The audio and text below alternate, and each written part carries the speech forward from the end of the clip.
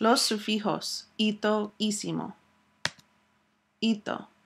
Add the suffix ito, ita, itos, itas to a noun to mean small or little. It can also be used to show affection. Perro, perrito. Dog, small dog. Juan, Juanito. Juan, little Juan. Mesa, mesita. Table, small table. Hermanas, hermanitas. Sisters, little sisters. Ísimo.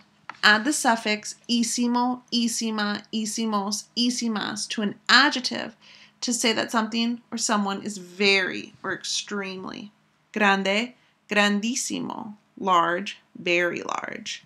Buena, buenísima. Good, very good.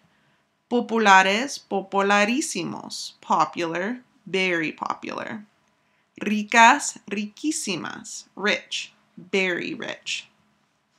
The C turns to a QU to maintain the K sound. Otherwise, you end up with risísimas, which makes an S sound.